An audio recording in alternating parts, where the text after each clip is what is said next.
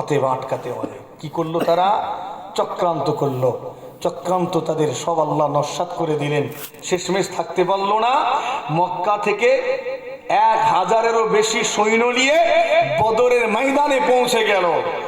এরা মক্কা থেকে বদরে পৌঁছে গেল, ওদের দোষ নয়। আর আমার নবী এবং তার সাহাবে کرام হুজুরগণেরা আত্মরক্ষার জন্য ঢাল তলোয়ার ধরলেন, তাদের দোষ হয়ে গেল। কথা বুঝছেন নি? এরা মক্কা থেকে কোথায় গেল? বদরে, ওদের কোনো দোষ নয়। আমার নবী পাক সাহাবে کرام হুজুরদের নিয়ে তাও কতজন? মাত্র 313 জন। সবার হাতে ঢাল ছিল না, তলোয়ার ছিল না, কয়েকজনের হাতে ঢাল তলোয়ার ছিল। অধিকাংশ সাহাবী এতটাই গরিব ছিলেন, ঢাল তলোয়ার কেনার মতো ক্ষমতা ছিল না, সামর্থ্য ছিল না। লাঠি নিয়ে বদরের ময়দানে নেমেছিলেন। তারপরেও আল্লাহ এই দলটাকে জয়যুক্ত করলেন। একবার জোরে হয় না সুবহানাল্লাহ। কুরআন শরীফের আয়াত, কাম মিন ফিয়াতিন কলিলাতিন গলাবাত ফিয়াতান কাসীরাতান বিইজনিল্লাহ। মুসলমানের ছেলেরা, আল্লাহ পাক সেই দিনে অল্প সংখ্যককে অধিক সংখ্যকের উপরে জয়যুক্ত করলেন।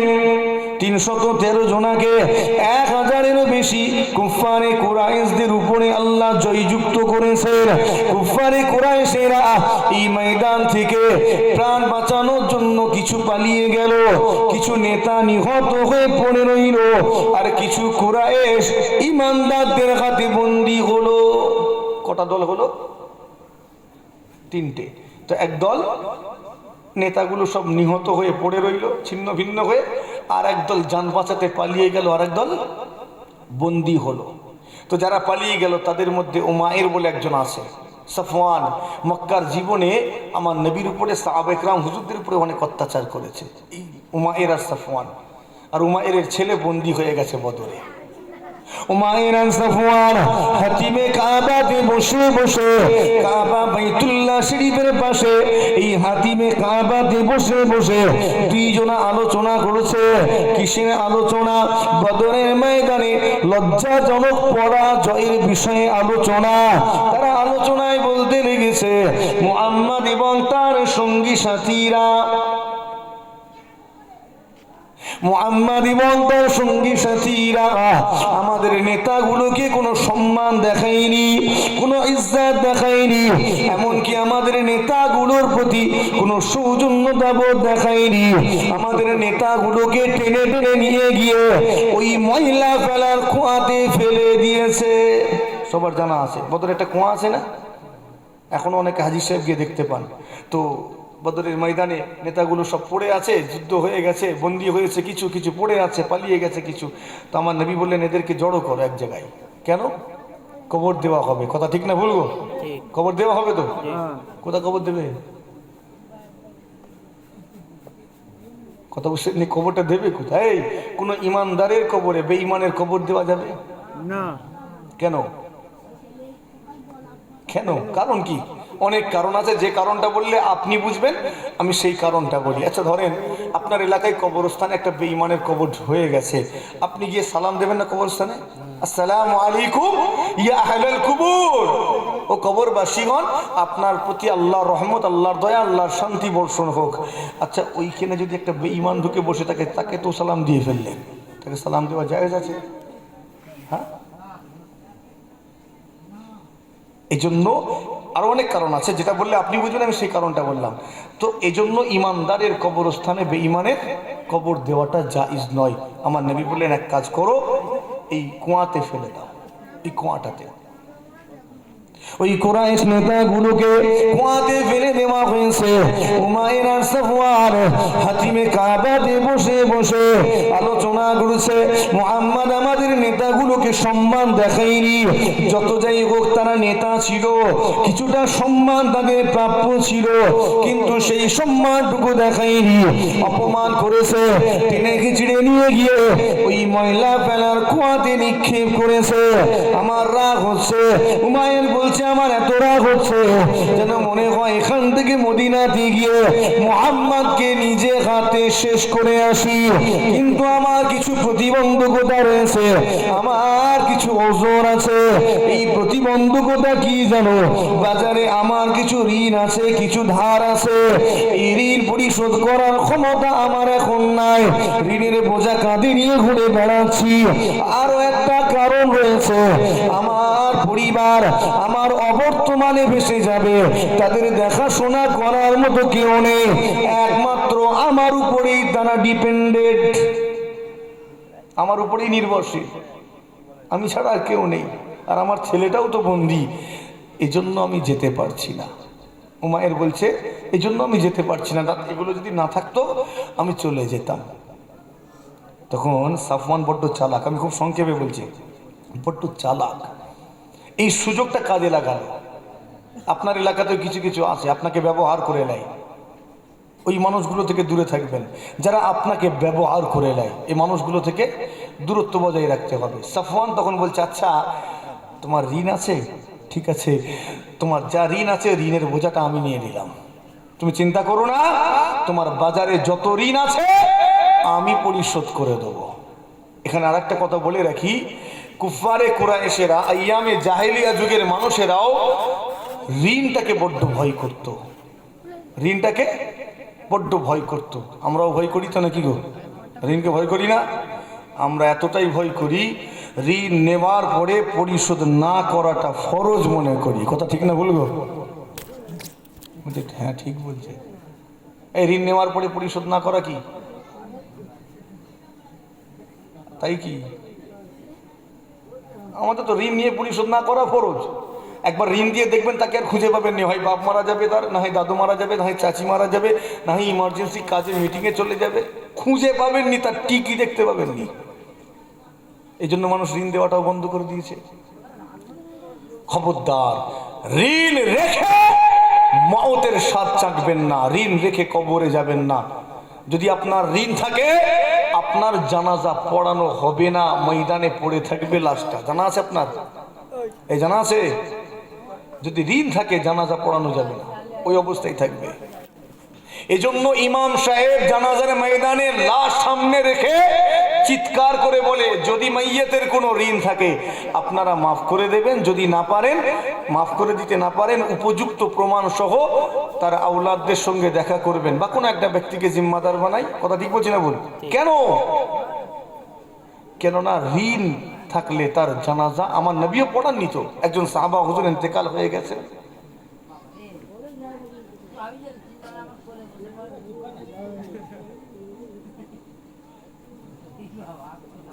একজন সাহাবা হুজুর ইন্তেকাল হয়ে গেছেন, আমার নবী পাক সাল্লাল্লাহু আলাইহি ওয়াসাল্লামকে খবর দেওয়া হলো, ইয়া রাসূলুল্লাহ অমুক সাহাবা ইন্তেকাল হয়ে গেছে, একটু চলুন জানাজা পড়িয়ে দেবেন। নবী আমার জানাজা পড়াতে গিয়ে হঠাৎ করে কি মনে হলো জিজ্ঞেস করছেন, এই আমার এই সাহাবার ঋণ নেই তো? তো খোঁজ নিয়ে দেখা গেল ঋণ আছে। নবী আমার বললেন আমি জানাজা পড়াবো না, আমি জানাজা পড়াবো না। সাহাবা ইকরাম হুজুরগণ তো পেরেশান হয়ে যাচ্ছেন, কেন জানাজা পড়াবেন না? আমার নবী বলছেন আগে ঋণটা পরিশোধ করো, এই ব্যক্তির ঋণটাকে পরিশোধ করতে হবে, তবে জানাজা পড়াবো। দাঁড়িয়েই রয়েছেন, জানাজা পড়াননি। অতঃপর একজন সাহাবা হুজুর বলেন, ইয়া রাসূলুল্লাহ আপনার এই সাহাবার ঋণের বোঝাটা যদি আমি নিয়ে নিই তাহলে আপনি জানাজা পড়াবেন তো? আমার নবী বললেন তুমি কি দায়িত্ব নিচ্ছ? সাহাবা হুজুর বললেন, ইয়া রাসূলুল্লাহ এই সাহাবা হুজুরের যা ঋণ আছে আমি পরিশোধ করে দেবো। তখন আমার নবী ওই সাহাবা হুজুরের জানাজার ইমামতি করেছিলেন। একবার জোরে হই না সুবহানাল্লাহ। পরে জানাজার পরে যেদিন প্রথম দেখা হয়েছে ওই সাহাবার সঙ্গে, আমার নবী জিজ্ঞেস করলেন, এই তুমি ঋণটা পরিশোধ করেছো? ঋণটা পরিশোধ করেছো? তো এটা জরুরি, ঋণ পরিশোধ করে তারপরে মওতের স্বাদ চাখবেন, তা না হলে আপনার অনেক খারাপই আছে। তো জাহেলিয়া যুগের মানুষেরা ঋণটাকে ভয় করত। সাফওয়ান বলছে ঠিক আছে চিন্তা নেই, ঋণের বোঝা আমি নিয়ে নিলাম, আমি পরিশোধ করব। তখন বলছে আমি যদি চলে যাই আমার পরিবারের কি হবে? দেখাশোনার তো লোক নেই, তাদেরকে দেখবে। উমায়ের বলছে চিন্তা করো না, তোমার সাফওয়ান বলছে চিন্তা করো না, তোমার পরিবারের দেখভালের দায়িত্বটাও নিয়ে নিলাম। আমার ছেলে যে বন্দি আছে, বলে খ্যাপা ওটাই তো সুযোগ। ওটা কি সুযোগ? তুমি যদি মদিনায় যাও, মদিনার মানুষগুলো তোমাকে আর সন্দেহ করবে না, সবাই বলবে উমায়ের তার ছেলেকে ছাড়ানোর জন্য এসেছে। কথা বুঝছেন নি? দুর্বলতাটাকে সুযোগ বানিয়ে দিল, যাও রেডি হও, তৈরি হও। তখন উমায়ের বলছে ঠিক আছে, তবে আমাদের এই আলোচনাটা গোপন রাখতে হবে, কাউকে বলা যাবে না। সাফওয়ান বলছে তুমি ফিরে আসা পর্যন্ত দুনিয়ার কোনো মানুষ জানবে না, আমি আর তুমি ছাড়া। রেডি হয়ে গেল, উমায়ের বাড়ি চলে গেল। ও নওজওয়ানেরা শুনে রেখে দিন, উমায়ের বাড়িতে গিয়ে তলোয়ারটাকে পেড়ে নিয়ে ভালো করে ধার দিতে লেগেছে, শাহ দিতে লেগেছে। আর মনে মনে অনেক প্ল্যান করে, পরিকল্পনা করে, মদিনাতে গিয়ে আমি মুহাম্মদকে হত্যা করব, শেষ করব। কিভাবে হত্যা করব উমায়ের ছক কষতে থাকে। ও নওজওয়ানেরা, হঠাৎ করে উমায়ের মাথায় চিন্তা চলে এলো, আমি যদি সঠিকভাবে মুহাম্মাদের উপরে আমার তলোয়ার পরিচালনা করতে ব্যর্থ হয় তাহলে মুহাম্মাদের কিছু হবে না, কিন্তু মুহাম্মাদের অনুসারীরা আমাকে ছেড়ে দিবে না। চালিয়েছে, হয়তো ছুঁয়ে বেরিয়ে গেছে, কিছু হবে কি? কিছু হবে না, কিন্তু আমাকে তো মেরে ফেলবে। তা কি করা যায়? তলোয়ারটাই বিষ মিশাচ্ছে যাতে সামান্য লাগলেও কাজ হয়। কুফারে কুরাইশেরা এতটাই নিষ্ঠুর ছিল, এরা জিহাদের ময়দানে যে তীরগুলো ছুটতো না, ওই তীরের ফলাতে বিষ মেশাতো এরা। এমনি তলোয়ার যদি মাথায় লাগে মরে যাবে, বুকে লাগলে মরে যাবে, কিন্তু পায়ে লাগলে মরবে কি? মরবে না তো। কিন্তু এই তীরে যদি বিষ মেশানো থাকে তাহলে বিষক্রিয়ার কারণে মারা যাবে। তলোয়ারে বিষ মেশাচ্ছে যাতে সামান্য ঠেকলেও বিষ কাজ করে দেয়। ভালো করে তলোয়ারটাতে বিষ মিশিয়ে নিল। জিগা শুনে রেখে দিন, বিষ মিশিয়ে নিয়ে ওই বিষাক্ত তলোয়ারটাকে খাপে ভরে নিয়ে উমায়ের তার গলাতে লটকিয়ে নিল। গলাতে ঝুলছে, সামনে বুকের উপরে তলোয়ারটা পড়ে রয়েছে। এবারে উমায়ের উটের পিঠে সাওয়ার হলো। কোথায় যাবে সে? মদিনাতে। মক্কাতে সাওয়ার হয়েছে, উটের পিঠে করে মদিনায় চলে যাবে। পথে অনেক ঘটনা ঘটেছে, সংক্ষেপ করি। উটের পিঠে সাওয়ার হয়ে চলে গেল একেবারে মদিনা শরীফে, মসজিদ নববী শরীফের সম্মুখে ওই ফাঁকা জায়গাটাতে উমায়ের তার উটটাকে বসাতে লেগেছে। উমায়ের যখন উটটাকে বসাতে লেগেছে, ঠিক এমন অবস্থায় হযরতে ওমর বিন খাত্তাব রাদিয়াল্লাহু তাআলা আনহুর নজরটা পড়ে গেল। হযরত ওমর বিন খাত্তাব ওই সময় মসজিদ নববী শরীফে আমার নবী পাক সাল্লাল্লাহু আলাইহি ওয়াসাল্লামের আনসারী সাহাবা হুজুরদেরকে নিয়ে আলোচনা করেছেন। কিসের আলোচনা করেছেন? ওই একটাই আলোচনা, বদরের আলোচনা। কেননা আল্লাহ পাক সবেমাত্র বদরের যুদ্ধে মুসলমানদেরকে জয়ী করেছেন, তাই মুসলমানেরা যেখানেই যায় একটাই আলোচনা হয়। বাজারে যাচ্ছে বদরের আলোচনা, বাড়িতে বদরের আলোচনা, ঘরে, বুঝতেন নি? কেননা সবে তো বদর হয়েছে, আর আল্লাহ অল্প সংখ্যককে জয়ী করেছেন। আলোচনা হবে না? হবে নি গো? কথা বলে না? এই বিশ্বকাপ খেলা হয়তো যেদিন ফাইনাল খেলা হয়ে যায়, কাপ পেয়ে যায়, সেই দিনই আমাদের ওই খেলার সম্পর্কে আলোচনা শেষ হয়ে যায় না? তারপরেও বেশ কিছুদিন চলে। হ্যাঁ, অনেক দিন চলে না? তো ওখানেও আলোচনা চলছে, যেখানেই যাচ্ছে আলোচনা হচ্ছে। সাহাবায়ে হুজুরদেরকে নিয়ে হযরত ওমর বিন খাত্তাব রাদিয়াল্লাহু তাআলা আনহু আলোচনা করেছেন। ওই বদরের আলোচনা, বদরের ময়দানে যে সকল সাহাবায়ে کرام হুজুরগণেরা অংশগ্রহণ করেছিলেন তাদের ফজিলত, তাদের পুরস্কার সম্পর্কে আলোচনা। যে 313 জন সাহাবা হুজুর অংশগ্রহণ করেছিলেন, আমার নবী পাক তাদের বিষয়ে জানিয়ে দিয়েছেন। আল্লাহ এই 313 জনের উপরে এতটাই রাজি হয়ে গিয়েছেন, এতটাই খুশি হয়ে গিয়েছেন, এই 313 জনের প্রত্যেককে আমার আল্লাহ জান্নাতি ঘোষণা করে দিয়েছে। এরা প্রত্যেকেই জান্নাতি। দুনিয়ায় হায়াতে থাকা অবস্থায় নামাজ পড়লেও জান্নাতি, না পড়লেও জান্নাতি। একবার জোরে হয় না সুবহানাল্লাহ? কেন? এরা ইসলামের প্রথম যুদ্ধে অংশগ্রহণ করেছিল বলে আল্লাহ এদের সব মাফ করে দিয়েছেন। ওই রকম 10 জন সাহাবা ছিলেন যাদেরকে বলা হয় আশারায়ে মুবাশশারা, সুসংবাদ প্রাপ্ত সাহাবী। কতজন? 10 জন। আশারা মানে 10, মুবাশশারা মানে সুসংবাদ প্রাপ্ত। এই 10 জন সাহাবী তারাও জান্নাতি। হযরত ওমর বিন খাত্তাব রাদিয়াল্লাহু তাআলা আনহু নজরটা পড়ে গেল। কোন ওমর? যে ওমর শক্তিশালী একজন ব্যক্তি, যে ওমর কুরাইশের নেতা ছিলেন, যে ওমর আমার নবীকে হত্যা করতে গিয়ে হাত বাড়িয়ে দিয়ে কালেমা পড়ে নিয়েছিলেন। কথা ঠিক না বল? আমার নবীকে হত্যা করতে গিয়ে কালেমা পড়েছেন। আমার নবী পাক সাল্লাল্লাহু আলাইহি ওয়াসাল্লাম 2 জনা ব্যক্তির জন্য দোয়া চেয়েছিলেন, খাস করে দোয়া চেয়েছিলেন, ও আল্লাহ, হে আবু জাহলকে হেদায়েত করুন, অথবা ওমরকে হেদায়েত করুন। হে আবু জাহলকে হেদায়েত করুন, অথবা ওমরকে হেদায়েত করুন। কেননা এরা ছিল শক্তিশালী নেতা, পাওয়ারফুল লিডার, এদের অনেক প্রভাব প্রতিপত্তি ছিল। একজন আজ এই প্রভাবশালী ব্যক্তি যদি কালেমা পড়ে দেয়, ইসলামের শক্তিটা অনেক গুণ বেড়ে যাবে। কথা ঠিক না বলবো? এই আপনার এলাকার এমএলএ যদি আপনার পাশে এসে দাঁড়ায়, আপনার শক্তিটা কমবে না বাড়বে? তখন মিজাজ আলাদা হয়ে যাবে।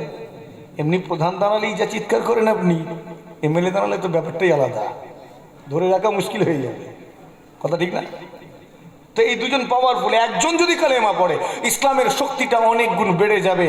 আল্লাহ সেই দিনে আমার নবী পাকের দোয়াটা উমারের জন্য কবুল করেছিলেন। জোরে হয় না সুবহানাল্লাহ। হযরত উমর বিন খাত্তাব রাদিয়াল্লাহু তাআলা আনহু শক্তিশালী একজন কুরাইশ নেতা, লম্বা তাগড়া মানুষ। যেদিন কালেমা পড়লেন, মুসলমানেরা এত খুশি হলো, এত আনন্দিত হলো যে এদের আনন্দ দেখে মনে হচ্ছিল আজকের হয়তো মুসলমানদের কোনো আনন্দ উৎসবের দিন। একবার জোরে হয় না সুবহানাল্লাহ। এতদিন ইসলাম প্রচার হয়েছে গোপনে, লুকিয়ে লুকিয়ে, ম্যান টু ম্যান, একজন একজন করে ধরে ধরে।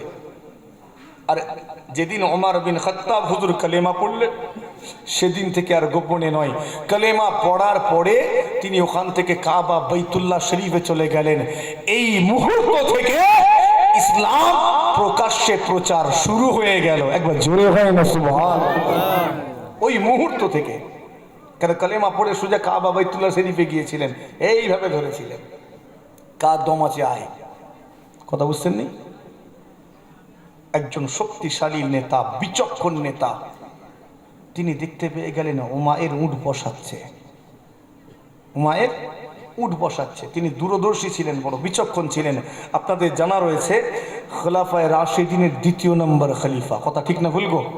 হ্যাঁ, তার বিচক্ষণতা কেমন ছিল একটু বোঝানোর জন্য বলি, যে তার খেলাফত আমলে ইসলাম পার্শ্ববর্তী দেশগুলোতে দ্রুত গতিতে বিস্তার লাভ করেছিল। একবার জোরে হয় না সুবহানাল্লাহ। এমন একজন বিচক্ষণ নেতা হযরত ওমর বিন খাত্তাব রাদিয়াল্লাহু তাআলা আনহু নজরটা পড়ে গেল। তিনি দেখতে লেগেছেন উমায়ের উটটাকে মসজিদ নববী শরীফের সম্মুখে ওই ফাঁকা জায়গাটায় খামারে বসাতে লেগেছে। এটা দেখার সাথে সাথে হুজুর লাফ মেরে উঠে পড়লেন, দৌড়ানো শুরু করলেন, ছুটে ছুটে যান আর চিৎকার করে বলেন, ওরে আল্লাহ দুশমন ওমায়ের, মদিনায় কেন এসেছিস? ওরে আল্লাহ দুশমন ওমায়ের, মদিনায় কি মতলবে এসেছিস? এইভাবে ছুটে ছুটে গিয়ে ওমায়ের গলাতে ঝুলতে থাকা তলোয়ার দিয়ে তার গলাতেই চেপে ধরলেন। ওর গলায় তলোয়ার ঝুলছে। এত বিচক্ষণ ছিলেন উনি, বুঝতে পেরে গেছেন এই বেটার তলোয়ার ঝুলিয়ে এসেছে মানে আলামাত ভালো নয়, ওর নিয়ত ভালো নয়। এটা একটা মানে সিমটম। গলায় তলোয়ার ঝুলিয়েছে মানে উদ্দেশ্য ভালো না খারাপ? হ্যাঁ, এই জন্য ছুটে গিয়ে সুযোগ দেননি, একদম গলায় চেপে ধরেছেন। তাগড়া মানুষ তো, লম্বা মানুষ তো, এত লম্বা। তার বিষয়ে বলা হলো সমস্ত দুনিয়ার লম্বা মানুষদের ঘাড়ে বুদ্ধি ইল্লা ওমর, ওমর ছাড়া। একবার জোরে হয় না সুবহানাল্লাহ। এই লম্বা মানুষদের কোথায় বুদ্ধি? বাংলাতে একটা প্রবাদ আছে না, লম্বাদের বুদ্ধি কোথায়? ঘাড়ে। আর বেটেদের, জ্ঞানাদের? আচ্ছা, বুদ্ধি কি গাঁটে থাকে না মাথায় থাকে? বুদ্ধি গাঁটে থাকে না মাথায় থাকে? ঘাড়ে থাকে না মাথায়? বুদ্ধি মাথাতেই থাকে রে বাবু। তাহলে এই প্রবাদ কেন? কেননা ও লম্বা তো, চচ্চর করে বেড়ে গেছে, পাকার টাইম পাইনি। ঠিক না বল? ও বেচারি পাকার টাইম পাইনি, তাই বলা হয় ওর ঘাড়ে বুদ্ধি। আর বেটে মানুষ, আমি ঠিকঠাক বলছি তো নাকি রে বাবু? লম্বা মানুষ টাইম পাইনি কেন বলছি? কেননা ও যখন হাইট বেড়ে গেছে, ফচকেদের সঙ্গে ফচকেমু করতে গেছে, তখন গ্রামের একটা মুরব্বী বলছে, ওই তুই এত বড় হয়ে গেছিস, এদের দলে কী করছিস, এখনো বদমাইশি করছিস? ও তখন চিন্তা করছে, সত্যি কি আমি বড় হয়ে গেছি? কিন্তু হাইট বেড়ে গেছে তো। আবার একটা ভুল করেছে, আবার বলছে তুই এত বড় হয়ে গেছিস, তোর বুদ্ধি নেই, এরকম দ্বারা ফুচকেদের সঙ্গে ফুচকেমু করছিস। তো 4-5 বার হওয়ার পরে ও তখন এটাকে নিজের সঙ্গে লাগিয়ে নিল যে সত্যি আমি বড় হয়ে গেছি। আর গ্যাঁড়া মাতো মানুষ ছোটোখাটো, এ তো সব দলই আছে। বড় বয়স্কগুলো বলছে, ও হাইট কম হলে কী হবে, ও আমাদের বয়সী রে, বলে ওদের দলে টেনে নিল। আর বাচ্চাগুলো তো হাইট দেখে ভুল করে, ঠিক না? ও হাইট দেখে বলে আমাদেরই দলের লোক। এই সব দলই আছে, এই জন্য একটু বুদ্ধিটাও বেশি ধরে। তো সব লম্বাদের ঘাড়ে বুদ্ধি, কিন্তু ইল্লা ওমর ছাড়া। তার মানে কতটা বিচক্ষণ ছিলেন তিনি, কতটা দূরদর্শী ছিলেন। তলোয়ার নিয়ে চেপে ধরেছেন, কাবু করে ফেলেছেন। এতটাই বিচক্ষণ ছিলেন, এতটাই দূরদর্শী ছিলেন। ওই অবস্থায় তিনি চিন্তা করলেন, উমায়ের হয়তো সামনে দরজা দিয়ে এসেছে, এটা মক্কার মানুষের একটা চক্রান্ত হতে পারে। কেননা হযরত উমর বিন খাত্তাব রাদিয়াল্লাহু তাআলা মক্কার মানুষদেরকে হাড়ে হাড়ে চেনেন, মক্কার মানুষের চরিত্র ভালো জানেন। তিনি এই সময় আশঙ্কা করলেন, হয়তো সামনে দরজা দিয়ে উমায়ের এসেছে, পেছনে দরজা দিয়ে এতক্ষণে ওরা হয়তো আমার নবীর কাছে পৌঁছে গিয়েছে। ওই অবস্থায় ওয়াদা দিলেন, আমার নবীর আনসারী সাহাবারা, তোমরা এখনই আমার নবীর কাছে চলে যাও, আমার নবীকে চারিদিক থেকে গোল করে ঘিরে গার্ড দিতে থাকো। সাহাবা হুজুরগণ ওয়াদার পাওয়া মাত্র সঙ্গে সঙ্গে ছুটে গিয়ে আমার নবী পাক সাল্লাল্লাহু আলাইহি ওয়াসাল্লামকে চারিদিক থেকে গোল করে ঘিরে গার্ড দিতে লেগেছে। তারা কতটা ভালোবাসতেন আমার নবীকে, সঙ্গে সঙ্গে গার্ড দিচ্ছেন। জান চলে যাবে অসুবিধা নাই, আমার নবী পাকের সামান্য পশমের ক্ষতিটুকু যেন না হয়। একবার জোরে হই না সুবহানাল্লাহ।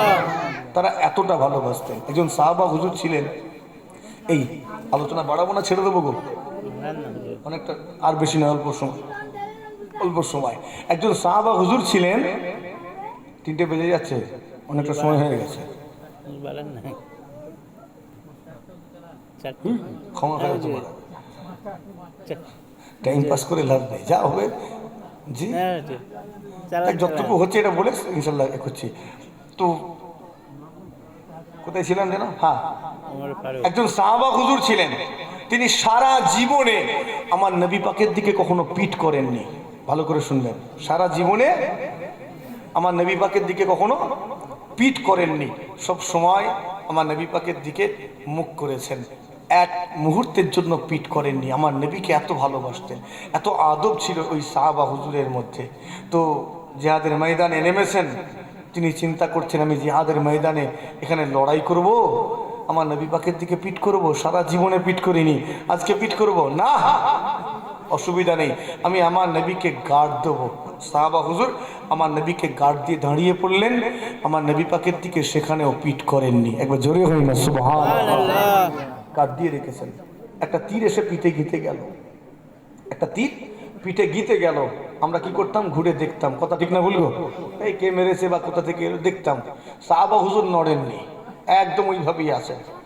আর একটা তীর এসে গিতে গেল, তথাপিও নড়েননি। জি হ্যাঁ, আবার একটা তীর, এইভাবে তীর গিতে আছে। সাহাবা হুজুর কিন্তু আমার নবী পাকের দিক থেকে মুখটা ঘোরাননি, একেবারে গার্ড করে দাঁড়িয়ে আছেন। একবার জোরে হয় না সুবহানাল্লাহ। সাহাবা হুজুর শহীদ হয়ে গেলেন।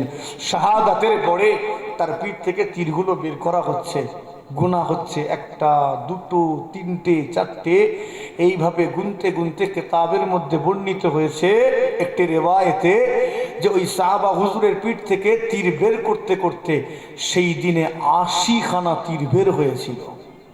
কটা? 80টা। তথাপিও পিঠ করেননি, একবারও ঘুরেননি। সাহাবা হুজুরকে জিজ্ঞেস করলেন, আমার নবীর পাগল সাহাবা, তোমার পিঠে তিল লাগছে, তুমি ঘুরুনি কেন? সাহাবা হুজুর বলছেন, সারাটা জীবনে আমি আমার নবীর দিকে পিঠ করিনি, জিহাদের ময়দানে এসেছি, এখানে পিঠ করব? আমার জান চলে যাবে, অসুবিধা নাই, আমি আমার নবীর দিকে পিঠ করতে পারবো না। একবার জোরে হই না সুবহানাল্লাহ। কি আদব দেখেন, তার মধ্যে কি শিষ্টাচার। পিঠ করেননি, ইন্তেকাল হয়ে গেলেন, শহীদ হয়ে গেলেন, 80 খানা তীর গিতল, তখনও ঘুরে দেখেননি কে ছুড়েছে, কারা ছুড়েছে দেখেননি। মুসলমানের ছেলেরা, আমার মুরব্বিয়ানেরা, আলোচনা সংক্ষেপ করতে চাও, জিরা খেয়াল করে শুনে রেখে দিন। সাহাবা হুজুর গণেরা ঘিরে গাঁট দিতে লেগেছে।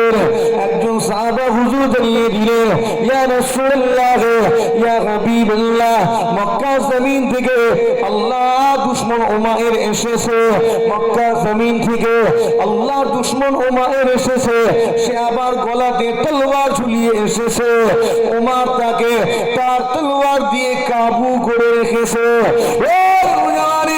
আমার নবী পাক সাল্লাল্লাহু আলাইহি ওয়াসাল্লাম সঙ্গে সঙ্গে ওয়াদা দিলেন, আমার সাহাবারে এখনই ওমরের কাছে চলে যাও, ওমরকে বলো সে যেন আমার সামনে এখনই ওমরকে পেশ করে।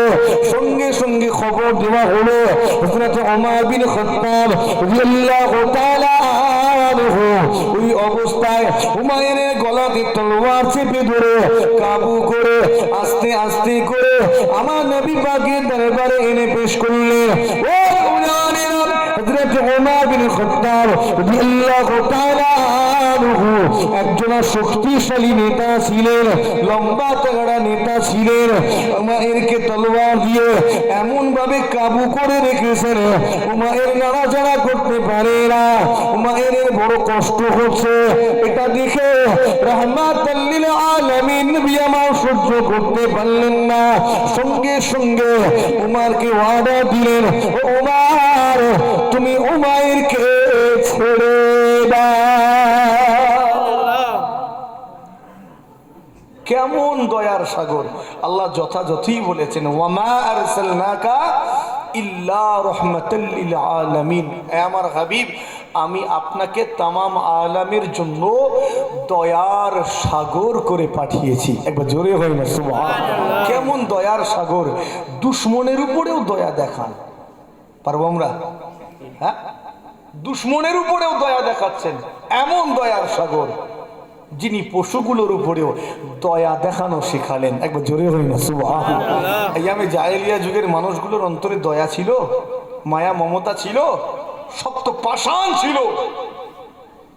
গৃহপালিত পশুগুলোকে আমরা পুষেছি, নবী আমার শিখিয়ে দিলেন তাদের সামনে খাবার ধরো। কথা ঠিক না ভুলগো? তুমি বিড়াল পুষেছো, শখ করেছো, বলা হলো 70 বার তার মুখের গোড়ায় খাবার ধরো। একবার জোরে হয় না সুবহানাল্লাহ। বুঝাতে পারছি না মনে হয় আপনাকে? কষ্ট দিও না তাদের। এমনকি কুরবানি করব, সেখানেও আমার নবী ওই কুরবানির পশুগুলোর উপরে দয়া দেখালেন। একবার জোরে হয় না সুবহানাল্লাহ। আচ্ছা, আমরা কুরবানি করি, পশুটাকে এক জায়গায় ফেলি আর এক জায়গায় গর্ত করা থাকে না?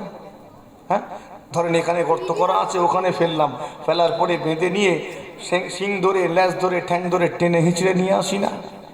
কত বলেন এখানে? হ্যাঁ, ওইখানে ফেলেছি, এখানে গর্ত, টেনে হিঁচড়ে এই গর্তের কাছে এনে মেজারমেন্ট করব, কিন্তু রক্তটা গিয়ে গর্তে পড়ে। কেন টানা হিঁচড়া করছেন? কেন? কষ্ট হয়নি? পশুটার কষ্ট হচ্ছে না? এই কাঁকড়ের উপর দিয়ে, পাথরের উপর দিয়ে টেনে হিঁচড়ে আনছেন, ও বলতে পারে না বলে তার অনুভূতি নেই। যদি অনুভূতি না থাকতো তো কুরবানির আগে পশুগুলো কাঁদে কেন? চোখ দিয়ে পানি বেরোয় না পশুগুলোর? তো ওরাও তো বুঝতে পারে।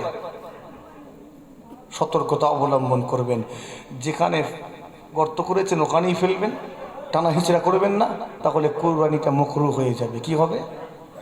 মাকরুহ হয়ে যাবে। এমনকি নাহার করব, সেখানেও আমার নবী শিখিয়ে দিলেন, এই ছুরাটাকে তেজ দিয়ে নাও, ধার দিয়ে নাও। আমরা পারতাম ভোঁতা ছুরি দিয়ে 50-60 বার লগড়াতে, পারতাম না? পারতাম নেই।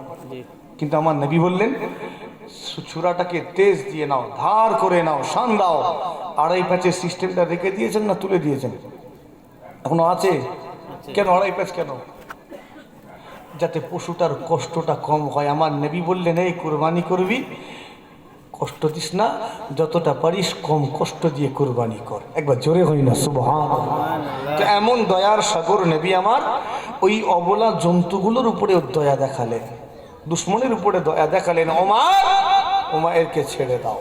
ওমর ফারুক হুজুর ছেড়ে দিলেন, কিন্তু রেডি আছেন। আমার নবী অর্ডার দিয়েছেন ছাড়তে বাধ্য, কিন্তু রেডি আছেন। ব্যাটার লড়লেই ক্যাত করে ধরবো, একদম ওখানেই আছেন, লড়লেই চেপে ধরবো। আমার নবী বুঝতে পেরে গেলেন। ওমরকে বলছেন, ওমর একটু পিছিয়ে যাও। ইয়া রাসূলুল্লাহ, এর কাছে তলোয়ার আছে, ওর উদ্দেশ্য ভালো নয়। আপনি চেনেন না এই মক্কার জমিনে কত জুলুম করেছে, আপনি তো দেখেছেন, তা আপনি কি করে বলছেন? নবী আমার বলছেন একটু পিছিয়ে যাও। হযরত ওমর বিন খাত্তাব হুজুর পিছিয়ে যেতে বাধ্য, কিছু করার নেই। আমার নবী বলেছেন, পিছিয়ে গেছেন, কিন্তু তখনও সতর্ক আছেন, রেডি আছেন। একটু যদি পাশ বেড়ে সঙ্গে সঙ্গে চেপে ধরবো। এবারে আমার নবী উমায়েরকে ডাকলেন, কিছুটা আগিয়ে এসো। আগিয়ে এসেছে, হলো না, বললেন আরেকটু আগিয়ে আসো। আরেকটু আগিয়ে এসেছে। আমার নবী সাল্লাল্লাহু আলাইহি ওয়াসাল্লাম এই অবস্থায় জিজ্ঞাসা করলেন, ও উমাইর, বলো বলো বলো, মক্কা জমিন থেকে মদিনা জমিনে কি মনে করে এসেছো? তুমি কেন এসেছো? উমাইর ওই দিনে কি বলেছিল? ও মুহাম্মদ সাবাল খায়র, মুহাম্মদ তোমাকে সাবাল খায়র জানায়, তোমাকে গুড মর্নিং, তোমাকে সুপ্রভাত জানায়। আমার নবী পাক জানিয়ে দিলেন, উমাইর, আমরা সাবাল খায়র বলি না, গুড মর্নিং বলি না, আমরা সুপ্রভাত বলি না, আমরা বলি আসসালাম আসসালাম, আমরা বলি আসসালামু আলাইকুম। এই আমরা কি বলি? আসসালামু আলাইকুম। সাবাল খায়র, গুড মর্নিং বলি না? বলি না? হ্যাঁ, আপনার এলাকায় ইংলিশ মিডিয়াম স্কুলগুলো আছে, ছেলেগুলো যাই পড়ে, বাচ্চাগুলো কি বলে, এই কি বলে জিজ্ঞেস করেন না? এখানে আছে? হ্যাঁ, ক্লাসে ঢোকার আগে একদম দরজার মুখেই গুড মর্নিং। শিখতে অসুবিধা নেই, শিখতে, শিক্ষা অর্জন করতে, জ্ঞান অর্জন করতে অসুবিধা নেই। অসুবিধা হলো আমালে। কথা ঠিক বলছি না ভুলবো? গুড মর্নিং শিখতে শিখুক না, কিন্তু আমল যেন না করে। আপনি সংস্কৃতও শিখতে পারেন, পারেন না? আপনি বাইবেল পড়তে পারেন, তো জ্ঞান অর্জনের জন্য পড়েন না। আপনি আরো অন্যান্য সব বিষয় আছে, জ্ঞান অর্জনে কোনো ইসলাম বাধা দেয়নি, আপনি জ্ঞান অর্জন করেন। আমি সংস্কৃতের কিছু কিছু জানি, সব নয়, টুকটাক তো পড়িয়ে রে বাবু, পড়তেও হয়, কিছুটা জানি, বলতেও চাই না, যাক, তো অসুবিধা নেই, তো জ্ঞান অর্জনের অসুবিধা নেই। আমার ইসলামকে বোঝার জন্য আমার কোরআন আর হাদিস যথেষ্ট। কথা ঠিক না ভুলবো? ইসলাম বোঝার জন্য কোরআন আর হাদিস তোমার জন্য যথেষ্ট, বাকি আর কিছু লাগবে না। এক্সট্রা কিছু জ্ঞান অর্জন করতে চাও, অসুবিধা নেই, করো, কিন্তু আমাদের সমস্যা। গুড মর্নিং শিখেছো, ভালো জিনিস, শিক্ষা অর্জন করে রাখা ভালো, কিন্তু আমালে সমস্যা আছে। নবী আমার বললেন, আমরা বলি আসসালাম আসসালামু আলাইকুম, তখন মায়ের বলছে, মুহাম্মদ, আল্লাহর শপথ, কিছুদিন আগেও তুমি আমাদের প্রচলিত এই পদ্ধতি মেনে চলতে, অর্থাৎ তুমিও গুড মর্নিং সাবাল খায়র এই পদ্ধতিতে ছিলে। আমার নবী জানিয়ে দিলেন, ও মায়ের শোনো শোনো শোনো, আমরা উত্তমটা গ্রহণ করেছি, আল্লাহ আমাদেরকে এর চেয়ে উত্তম পদ্ধতি শিখিয়ে দিয়েছেন। আমরা বলি আসসালাম আসসালাম আসসালামু আলাইকুম, এটা হলো আল্লাহর জান্নাতীদের পদ্ধতি। ও মায়ের, এবার বলো তুমি মদিনায় কেন এসেছো? ও মায়ের তখন বলে, ও মুহাম্মদ, আমার ছেলে ওয়াহাব আপনাদের সাথে বন্দী রয়েছে, বদরের ময়দানে বন্দী হয়েছে, আমার ওয়াহাবের বিষয়ে আলোচনা করার জন্য এসেছি। আচ্ছা, কেউ আলোচনা করতে এলে তলোয়ার ঝুলিয়ে আসবে? হ্যাঁ, তো এই কমন সেন্সটুকু নেই? নবী আমার বলছেন, ও মায়ের ঠিক করে বলো কেন এসেছো? তখন ও একটু পাওয়ার নিয়েছে, জোর করে বলছে, বললাম তো আমার ছেলে বন্দি আছে, ওকে ছাড়ানোর বিষয়ে আলোচনা করব বলে এসেছি। আমার নবী সাল্লাল্লাহু আলাইহি ওয়াসাল্লাম ওই সময় কি বলেছিলেন? ও উমাইর, তুমি কি মনে করেছো আমি রাসূলুল্লাহ কিছু জানি না? আমি রাসূলুল্লাহ আমার কিছু জানা না। উমাইর, তুমি আজকে দিনে মদিনাতে তোমার ওয়াহাবকে ছাড়ানোর জন্য আসনি, বরং তুমি এসেছো আমি রাসূলুল্লাহ আমাকে হত্যা করার জন্য। তুমি আর সাফওয়ান হাতিমে কাবাতে বসে বসে আলোচনা করছিলে। তোমাদের কুরাইশ নেতাগুলো বদরে নিহত হয়েছে, সেই নেতাগুলোকে টেনে খিচড়ে খোয়াতে নিক্ষেপ করা হয়েছে।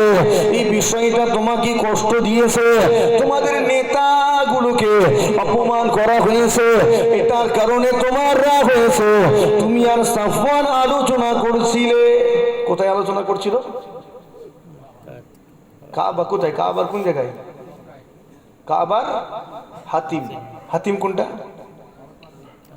কাবার পাশেই যে অর্ধবৃত্তাকার জায়গাটা আছে না, এটা সাদা মার্বেল পাথরের, বুক পর্যন্ত গাঁথনি, এটাকে বলা হয় হাতিম। হাতিমে কাবা। একবার জোরে হয় না সুবহানাল্লাহ? একবার দরুদ শরীফ আল্লাহুম্মা সাল্লি আলা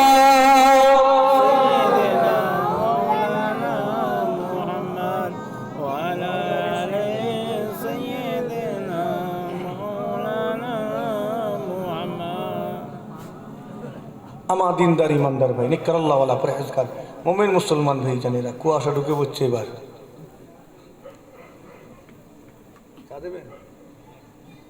ঢেলে দেন। বলতে গেছিলাম কিন্তু বলবো নি, হাল বেহাল হয়ে আছে, চিল্লে ফেলছি প্রচুর। বলবো বলি তো শিব পড়েছিলাম, কিন্তু দেখলাম রিস্ক লিয়া ঠিক হবে না এখন। যা হাল হয়ে আছে, আওয়াজ তো বুঝতে পারছেন নাকি? আর টানা যাচ্ছে না। এই তো এই ছোট্ট মতো এইটুকু জায়গা, আর কত চিল্লাবো? আর এরপরে আবার নানান রকমের দল, যেখানেই যাচ্ছি বলছে হুজুর এইখানে এই দল আছে, একটু বলবেন, ওইখানে ওই আছে। আর কেন যে আমার পাল্লাতেই সব পড়ে কি জানি, একমাত্র এখানে যেখানে মানে আসার পরে ভাইয়েরা বললো কোনো সমস্যা নেই, আপনি বলে যান। বাকি যেখানেই যাচ্ছি বলছে হুজুর একটা জন্মেছে। বুঝতে পারছেন নি? কোথায় হাত ঝাড়ছে, কোথায় মসজিদ দখল করছে, এখানে কেউ কিছু বললো নি। আচ্ছা, কই বলে না কমিটির বাইরে বললে না, ফের এখানেও ঝাড়া শুরু হয়ে যেত। যাক, তবু নর্মাল ওয়াজটা হচ্ছে তো, কত লড়াই করব। আল্লাহ দোয়া চাইবেন, আল্লাহ যেন লড়াই করার তৌফিক দেন, বলি আল্লাহুম্মা আমিন। আল্লাহ যেন হকের উপরে কায়েম রাখেন, বলি না আল্লাহুম্মা আমিন। চলেন, যেটা বলছিলাম সিম্পল ভাবেই বলে যাই। তো কোথায় ছিলাম গো? হ্যাঁ, কাবা বাইতুল্লাহ শরীফের হাতিমে। বর্তমান যে কাবা ঘরটা আমরা দেখতে পাই, আসল কাবা কিন্তু এমনটা নয়। রাগ হলো নাকি রে বাবু? না না, কাবা যেটা আমরা কি দেখি, একটা চৌকো ঘর দেখি না? হুজুর আপনারা সব পাল্টে ফেলছেন।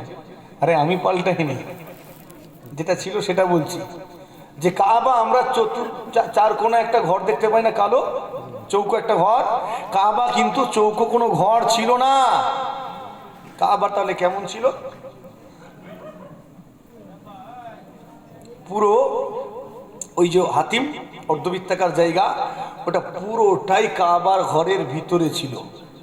ওটা পুরোটাই গাঁথনি দিয়ে একটা ঘর ছিল। জি হ্যাঁ, এবারে কাবার সংস্কার প্রয়োজন পড়লো, দেওয়ালগুলো দুর্বল হয়ে গেছে, দেওয়ালটা দুর্বল হয়ে গেছে, সংস্কার করতে হবে। সংস্কারের ক্ষেত্রে অনেক ঘটনা এখানে ঘটেছে। তো যখন দুর্বল হয়ে গেছে, কে কার হিম্মত আছে কাবা থেকে একটা ইট একটা পাথর পারবে? কারো হিম্মত আছে? ওটা সাধারণ ঘর, ও তো আল্লাহর ঘর, বাইতুল্লাহ। বাইতুল্লাহ মানে কার ঘর? আল্লাহর ঘর। আল্লাহর ঘর থেকে একটা পাথর নামানোর ক্ষমতা কারো আছে আমাদের? হ্যাঁ, সে যুগেও কারো ছিল না। সবাই টেনশন করছে, কাবা ঘরের দেওয়ালটা দুর্বল হয়ে গেছে, সংস্কারের প্রয়োজন। কিন্তু কি করব, দেওয়ালটা তো ফেলতেও পারবো না। সব মিটিং ডাকছে, আলোচনা করছে, আলোচনা আর আগাচ্ছে না। একটা জায়গায় গিয়ে বিড়ালের গলায় ঘন্টাকে বাঁধবে, কথা বুঝছেন নি? এক জায়গায় আটকে আছে। অবশেষে একজন বলল, দেখ রিস্ক তো নিতেই হবে, আমি এক কাজ করি, আমি কাবার একদিকে দেওয়ালটা একটু ধাক্কা মেরে একটু ফেলে দিই। যদি আজ রাতে আমার কিছু হয়ে যায়, তাহলে তোরা জানবি আমি আল্লাহর আযাবে, আল্লাহর গজবে শেষ হয়ে গেছি। আর যদি কিছু না হয় তাহলে আমরা বুঝবো আল্লাহ তার কাবা বাইতুল্লাহ শরীফের সংস্কার চান, এই জন্য আল্লাহ আমাদের পছন্দ করেছেন। একবার জোরে হয় না সুবহানাল্লাহ। কত রিস্ক নিচ্ছে বুঝতে পারছেন? একজনের জানের রিস্ক, কিছু হলে ওই ব্যক্তিটার তো হবে। যেমন এলাকায় পুরনো কিছু তেঁতুল গাছ বেল গাছ সব ছিল, যেই গিয়ে দুটো কোপ মেরেছে, মুখে রক্ত বমি হয়েছে, এরকম হয়েছে না হয়নি? শুনেননি আগে ঘটনা শুনেছেন তো? কোনো এক আল্লাহর আমলওয়ালা ব্যক্তি এসেছে, দোয়া দরুদ কিছু পড়ে তারপরে কোপ মেরেছেন, নিজে কোপ মেরেছেন প্রথমে, তারপরে কাঠুরেদেরকে বলেছেন যে এবার তোমরা কাজ চালাও। তো এইরকম, তো ওই ব্যক্তিটা প্রথম গিয়ে ধাক্কা দিল, কিছু হলো না, তখন বুঝে নিল আল্লাহ সংস্কারের পারমিশন দিয়েছে। একবার জোরে হই না সুবহানাল্লাহ। সংস্কার যখন করছে, কুরাইশদের সংকট দেখা দিল, অর্থের সম্পদের কমি দেখা দিল। তাদের কাছে টাকা অনেক আছে, ধন সম্পদ আছে, কিন্তু এটা তো আল্লাহর ঘর, সব টাকা সব ধন সম্পদ তো লাগানো যাবে না। কথা ঠিক না ভুল গো? সুদের টাকা লাগানো যাবে? ঘুষের টাকা আপনার গ্রামের মসজিদে লাগানো যাবে? ওখানে নিজের খাঁটি উপার্জনটা দ্বারা দেবে, আর ওই অর্থটা তো কম, ওই সম্পদটা তো কম। সাধারণ কোনো ঘর নয়, আল্লাহর ঘর, নিজের মেহনতের খাঁটি উপার্জন দিয়ে তারা কাবা ঘরটাকে বানাবে। কিন্তু সংকট দেখা দিল, কি করা যায়? তখন বললো এক কাজ কর, পুরো রাউন্ড দিয়ে আনতে গেলে অনেক খরচা, এর চেয়ে বরং মাঝখান থেকে একটা দেয়াল তুলে দে, একটা চৌকো মতো ঘর হয়ে যাবে, আর যেটা বাইরে থাকবে আমরা বুক পর্যন্ত পাথরগুলো দিয়ে সাজিয়ে ওই জায়গাটার হেফাজত করব, কোনো সমস্যা হবে না। জি হ্যাঁ, শুনে রেখে দিন, এই হাতিমে কাবাতে বসে বসে তারা আলোচনা করেছে।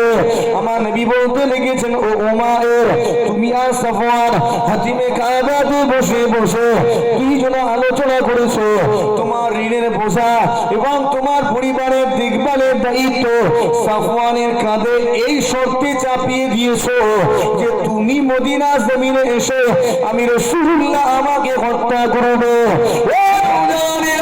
আমার নবী পাক সাল্লাল্লাহু আলাইহি ওয়াসাল্লাম পুরো ঘটনাটা হুবহু বর্ণনা করে দিলেন। যখন বর্ণনা করে দিলেন, উমায়ের সঙ্গে সঙ্গে চোখের পানি ছেড়ে দিয়ে আমার নবী পাকের কদমে লুটিয়ে পড়ে যায়। আমার নবী পাকের কদমে পড়ে লুটিয়ে গিয়ে বলতে লেগেছে, ও মুহাম্মদ, আমি সাক্ষ্য দিচ্ছি আল্লাহ ছাড়া কোনো ইলাহা নাই, আশহাদু আল্লা ইলাহা ইল্লাল্লাহু ওয়া আশহাদু আন্না মুহাম্মাদান আবদুহু ওয়া রাসূলুহু, আমি সাক্ষ্য দিচ্ছি আল্লাহ ছাড়া কোনো ইলাহা নাই। আমি উমায়ের আরো সাক্ষ্য দিচ্ছি, হে মুহাম্মদ, আপনি আল্লাহর বান্দা এবং তার রাসূল। সঙ্গে সঙ্গে কালেমা পড়ে নিল। আচ্ছা, কি মনে হয় তার গোপন সব বিষয় ফাঁস হয়ে গেছে বলে উমায়ের কলেমা পড়ে নিয়েছে নাকি জান বাঁচানোর জন্য? অত সহজ নয়। মক্কার মানুষদেরকে তুমি এত ভীতু মনে করোনি। তোমার এলাকায় কিছু ঘাড় টেরা লোক আছে না, কথা বলে না কেন? এই হ্যাকাতে মার্কা লোক আছে না, ওই বেঁকবে তো বেঁকেই রয়ে যাবে, সোজা হবে না। ওই মক্কার মানুষগুলো ওই রকম টাইপের, সব উল্টে যাবে, ওরা লড়বে না, এইরকম লোক। অতটা ভীতু নয় যে আমার সব জেনে গেছে বলে আমি কলেমা পড়বো। চিনা জেনে গেছে, পায়ে পড়ে মাফ চাইতো, কলেমা পড়তো নি, কিন্তু কলেমা পড়লো কেন? উমায়ের বলতে লেগেছে, ইয়া রাসূলুল্লাহ, ইয়া হাবিবাল্লাহ, আপনি আল্লাহর বান্দা এবং তার রাসূল। আমি স্বীকার করছি আল্লাহর তরফ থেকে আপনার প্রতি ওহী আসে। কেননা আমি আর সাফওয়ান দুইজনে আলোচনা করছিলাম। আমার আর সাফওয়ানের এই আলোচনাটা আমরা দুইজনা ছাড়া পৃথিবীর তৃতীয় কোনো মানুষ জানে না। আমাদের আলোচনার শর্ত ছিল, আমরা আলোচনাটা গোপন রাখবো, আমরা দুইজনা ছাড়া পৃথিবীর তৃতীয় কোনো মানুষ জানে না। এখন আপনি জেনে গিয়েছেন মানে আমি আপনাকে বলিনি। সাফওয়ান মক্কায় আছে বলতে পারবে না। এখন আপনি জেনে গিয়েছেন মানে ওই কাবা বাইতুল্লাহ শরীফের মালিক আপনার আল্লাহ আপনাকে জানিয়ে দিয়েছে।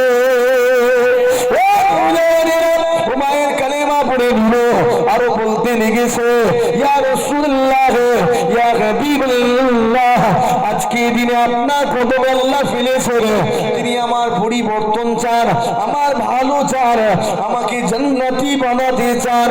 এই জন্য মক্কা জমিন থেকে তাড়িয়ে তাড়িয়ে তাড়িয়ে তাড়িয়ে এলো আজকে দিনে মদিনা জমিনে আপনার কদম মোবারকে ফেলে দিয়েছে। আরো বলেছিল ইয়া রাসূলুল্লাহ ইয়া হাবিবাল্লাহ, মক্কা জমিনে আপনার প্রতি যে আয়াতগুলো নাজিল হতো আপনি সে আয়াতগুলো আমাদের কাছে পাঠ করে শোনাতেন, কোরআন শরীফগুলো তিলাওয়াত করে করে শোনাতেন, আর আমরা তখন ওই তিলাওয়াতগুলো শুনে তুচ্ছ তাচ্ছিল্য করতাম, আপনাকে অপমান করতাম। আমরা বলতাম মুহাম্মদ কিছু মন গড়া কথা বানিয়ে বানিয়ে কবিতার আকারে আমাদের সামনে পেশ করে আল্লাহর নাম দিয়ে চালিয়ে দেয়। মক্কার মানুষরা বলতো নি, এই দেখ মুহাম্মদ মূর্খ ছেলে, কিন্তু কবিতার জ্ঞান ভালো আছে, কবিতার মতো করে কেমন বানিয়ে বানিয়ে মন গড়া কথাগুলো আমাদের কাছে বলছে, আর বলছে আল্লাহর কথা। আর পুরো কোরআন শরীফটা খুলেন, আপনি দেখতে পাবেন আল্লাহ পুরো কোরআন শরীফটাকে কবিতার মতো করে নাজিল করেছেন। একবার জোরে হয় না সুবহানাল্লাহ।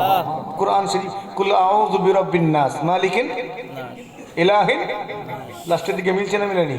মিন শাররিল ওয়াসওয়াসিল, মিলছে না? কবিতার শেষে মিল থাকে না থাকেনি? কুল আউযু বিরাব্বিল ফালাক মিন শাররি মা, মিলছে? কুল ইয়া আইয়ুহাল কাফিরুন লা আবুদু, মিলছে না মিলেনি? তো পুরো কোরআন শরীফের একটা মুজিজা, আল্লাহ এটাকে কবিতার মতো করে নাজিল করেছেন। একবার জোরে হয় না সুবহানাল্লাহ, আস্তে করে সুবহানাল্লাহ, মুখ বন্ধ করে ইয়া রাসূলুল্লাহ ইয়া হাবিবাল্লাহ। আজকে দিন আমি স্বীকার করছি আপনার প্রতি সেই দিনে যে আয়াতগুলো নাজিল হতো অবতীর্ণ হতো আপনি সেগুলো আমাদের সামনে পেশ করতেন, ওগুলো আপনার কথা ছিল না, প্রকৃতপক্ষে আপনার প্রতি নাজিল হওয়া আল্লাহ পাকের কালাম ছিল। সংক্ষেপ করতে চায়, কালেমা পড়ে নেওয়ার পরে আমার নবী বললেন ওমায়ের তুমি এখন কালেমা পড়ে নিয়েছো, আমার কাছে কি আচরণ আশা করো? ওমায়ের বলে ইয়া রাসূলুল্লাহ আমি আশা করি আপনি আমার বন্দীটাকে মুক্ত করে দেবেন। নবী আমার ওয়াদা দিলেন, হ্যাঁ আমার আনসারী সাহাবারা তোমরা ওমায়ের বন্দীকে মুক্ত করে দাও। সঙ্গে সঙ্গে মুক্ত করে দেওয়া হলো। এবারে আমার নবী ওয়াদা জারি করলেন, হ্যাঁ আমার আনসারী সাহাবারা তোমরা তোমাদের দ্বীনি ভাই উমায়েরকে দ্বীনি তালিম দাও, কোরআনের তালিম দাও, নামাজি তালিম দাও। মদিনা জমিনে উমায়ের কিছুদিন অবস্থান করলেন, দ্বীনি তালিম দিতে লাগলেন, নামাজ রোজা তাসবিহ তিলাওয়াত সম্পর্কে জ্ঞান অর্জন করতে লাগলেন। ওদিকে মক্কা জমিনে সাফওয়ান বাড়িতে বাড়িতে চলে যায়, গলিতে গলিতে মক্কার মানুষগুলোর বাড়িতে বাড়িতে চলে যায়। বিশেষ করে বদরের ময়দানে নিহত ওই কুরাইশ নেতাদের বাড়িতে গিয়ে পরিবারের মানুষগুলোকে বলতে লেগেছে, ও বদরে নিহত কুরাইশ নেতাদের পরিবারের মানুষেরা তোমরা মনে ব্যথা নিও না, মনে দুঃখ নিও না। আমি জানি তোমাদের অনেক অনেক কষ্ট রয়েছে, অনেক দুঃখ রয়েছে, তবে খুব শীঘ্র তোমরা তোমাদের কষ্ট ভুলে যাবে, তোমাদের দুঃখ মুছে যাবে, খুব তাড়াতাড়ি তোমরা সুসংবাদ পাবে। এবারে সাফওয়ান মদিনার দিক থেকে যে মানুষগুলো মক্কার দিকে আসে তাদের কাছে ছুটে ছুটে যায়, ধরে ধরে জিজ্ঞাসা করে, ও মদিনার আগন্তুকেরা বলো তো দেখি মুহাম্মাদের খবর কি তোমরা জানো? তোমরা কি উমাইরের খবর দিতে পারবে? সবার কাছে যাচ্ছে। আচ্ছা ওরা মদিনায় গেছিল কেন গেছিল? ওদের লোক তো বন্দি আছে, কথা বুঝছেন নি?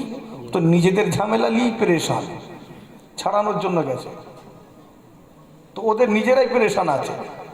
তো এর খবর নিতে গেছে নাকি? বলে জানি না। আবার একদল আসে, এ বলতে পারো? না জানি না। মুহাম্মদ কি করছে? খবর রাখি না ওসবের। আবার গেল, বলতে পারে না। অবশেষে একটা দল আসছে, ভালো করে শুনবেন, একটা দল আসছে, আস্তে আস্তে করে গেল, এই বলতে পারো মুহাম্মদ কি করছে? উমাইরের খবর কি? তখন বলছে কোন উমাইরের কথা বলছো? যে মুহাম্মাদের হাতে হাত দিয়ে কালেমা পড়েছে। একবার জোরে হই না সুবহানাল্লাহ। সাফওয়ানের মাথায় হাত, কি বলছো? ও তো গিয়েছিল মুহাম্মদকে হত্যা করতে, সে তো কলেমা পড়ে নিয়েছে। একবার জোরে হয় না সুবহানাল্লাহ। আর একজন সাহাবার সঙ্গে মিল খাচ্ছে না? আমার নবীকে হত্যা করতে গিয়ে কলেমা পড়েছিল কে? হযরতে উমর বিন খাত্তাব রাদিয়াল্লাহু তাআলা আনহু। আর দ্বিতীয় জন হলেন হযরতে উমাইর রাদিয়াল্লাহু তাআলা আনহু। একবার জোরে হয় না সুবহানাল্লাহ। সংক্ষেপ করি, এবারে উমাইর ওদিক থেকে আমার নবীকে বলছেন, যখন জ্ঞান কমপ্লিট হয়ে গেল তখন বলছেন, ইয়া রাসূলুল্লাহ, মক্কার জমিনে আমি ইসলামের অনেক ক্ষতি করেছি, অনেক ক্ষতি করেছি, অনেক জুলুম করেছি, আমি অত্যাচার করেছি, এখন প্রায়শ্চিত্ত করতে চাই, অনুমতি দেন মক্কায় গিয়ে স্বভূমিতে ইসলামের প্রচার করব। একবার জোরে হয় না সুবহানাল্লাহ। আমার নবী অনুমতি দিলেন। হযরতে উমাইর রাদিয়াল্লাহু তাআলা আনহু মক্কায় প্রবেশ করে সবার আগে কার বাড়ি গেলেন? এটা আন্দাজ করেন না কার বাড়ি? যে পাঠিয়েছিল কিনা, হ্যাঁ, সাফওয়ানের বাড়িতে সবার আগে গেছেন। বাকি আলোচনা থাক, পরে কখনো হবে। আসেন আল্লাহর হাবিবের দরবারে সালামে নজরানা পেশ করি। ইয়া নবী সালাম।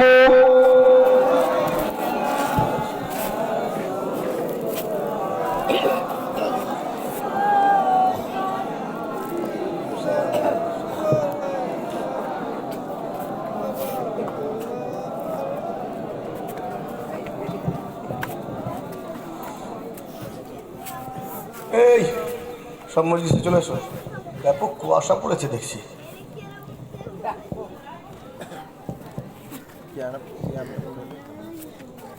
সালাম পড়বো আল্লাহর হাবিব দরবারে মুহাব্বতে উচ্চ আওয়াজে। একটু আওয়াজটা দেখে নেব। নারে তাকবীর, মাশাআল্লাহ। আর বাড়বে নাই থাকবে? বাড়বে।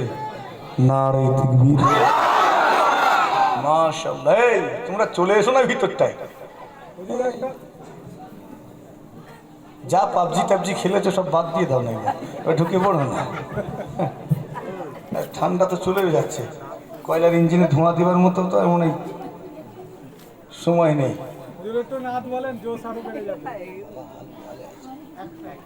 কালকে ওয়াজ করতে পারবো কি চিন্তা আছে? আর একটু আওয়াজ দেন, নারে তাকবীর। তাও কয়েকজন চুপ করে আছে, জানিনি কি করে চুপ করে আছে, শুধু ঠোঁট লাড়িয়ে ম্যানেজ করে দিচ্ছে, শরীরে কোনো প্রেশার পড়ছে না।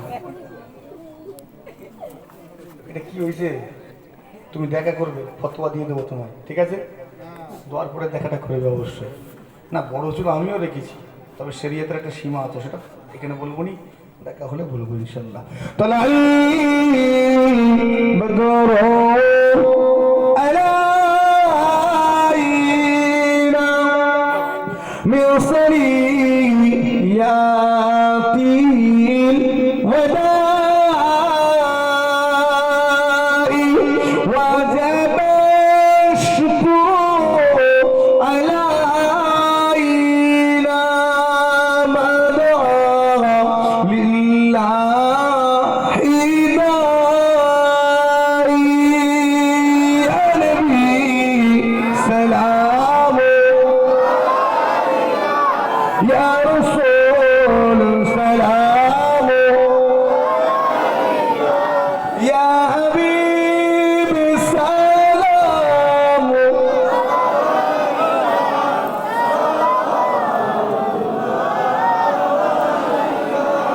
জিবরাইল দিলেন যে আওয়াজ, খুলে দাও আসমানের দুয়ার, এসেছে নবীদের সারদার করিতে আল্লাহর দিদার।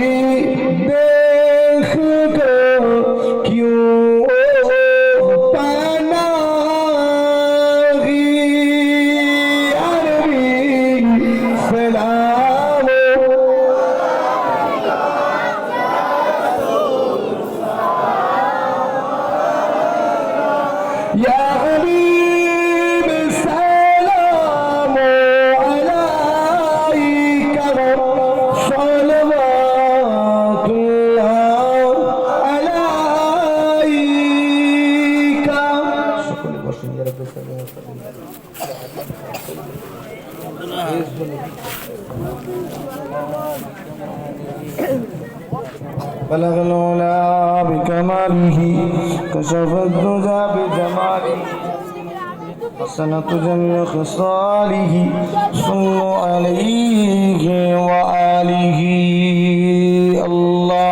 اللهم صل على سيدنا محمد وعلى آل سيدنا مولانا محمد इश्क नबी हो तो इबादत कबूल है इश्क नबी हो तो इबादत कबूल है वरना हजारों सजदे करो सब फजूल है इश्क नबी से दिल को इतनी सफाई दे इश्क नबी से दिल को इतनी सफाई दे के दीने आईना बोले तो मदीना दिखाई दे अल्लाहुम्मा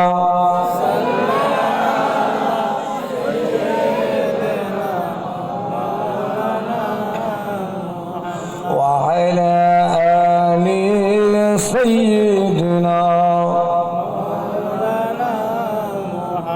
আমার দিনদার ইমানদার ভাই নিকার আল্লাহওয়ালা পরহেজগার মুমিন মুসলমান ভাই জানেরা আমার মুরব্বিয়ানেরা আলোচনা সমাপ্ত করছি পরে নসিবে থাকলে আবার ইনশাআল্লাহ দেখা হবে সাক্ষাৎ হবে আলোচনা হবে এখন দোয়া সকলে বিসমিল্লাহ শরীফের সাথে 11 বার দরুদ শরীফ 10 বার কুল হুয়াল্লাহ সূরা ইখলাস শরীফ 3 বার সূরা ফাতিহা আলহামদুলিল্লাহ শরীফ তেলাওয়াত করুন এখনই দোয়া হবে সওয়াব রিসানি হবে আখেরি মানাজাত হবে সকলে তেলাওয়াত করুন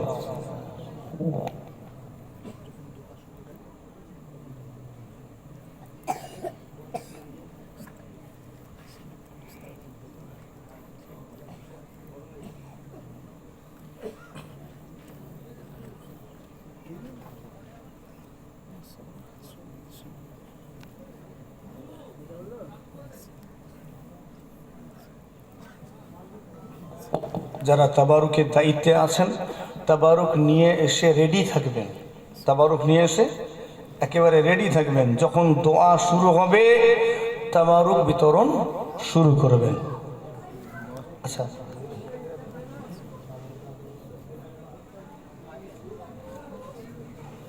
সকলে তেলাওয়াত করুন এই যারা দাঁড়িয়ে আছো বসে পড়ো না বসে পড়ো আর কত দাঁড়াবে শেষ বেলা একটু বসে পড়ো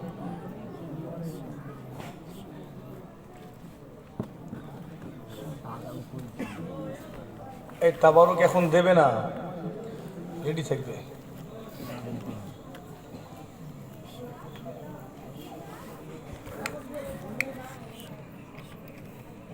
তেলাওয়াত করতে থাকুন